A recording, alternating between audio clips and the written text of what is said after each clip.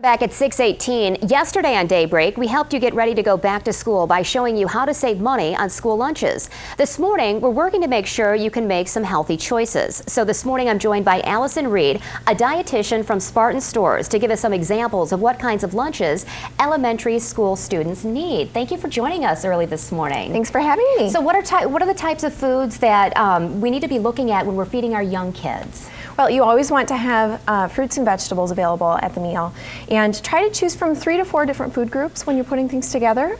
That can be tough for small kids. It can, and you know, for small kids, they really like things that are visually very pretty, and that they're tactile, so they can, you know, do a finger food or something like that. So what I've brought as an example today is a pinwheel that's using whole grain bread, cheese, and a lean lunch meat, as well as fruit kebabs.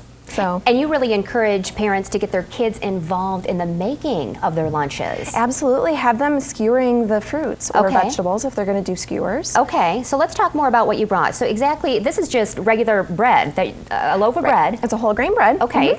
Very inexpensive. And then you use light cheese, just a slice, let it come to room temperature. That's going to make it a little bit more malleable so that when you go to roll it, you know, you can do that. You quickly just flatten out the bread. Do a little bit of the olive oil mayo, which is reduced fat, lower in saturated fat as well, but the taste is still very similar. Excellent. And when we talk about portions and kids, we hear so much that so many of those school lunches go in the garbage once the kids get to school. We don't want to waste our money that way. What about portions when it comes to our kids?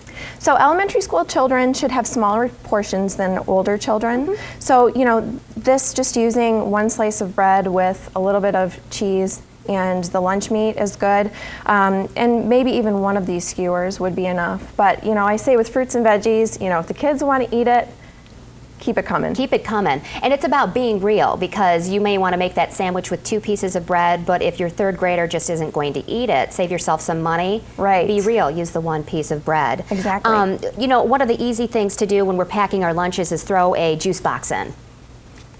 It's easy, but it's not going to provide the fiber and the sense of fullness. So it's going to be a lot of calories without a lot of satiety. What do you suggest instead? So use the whole fruit. It's going to have the fiber, it's going to have all the nutrients in it, and it's going to be more filling. I like the advice. Allison from Spartan Stores, thank you for joining us this morning. Great advice.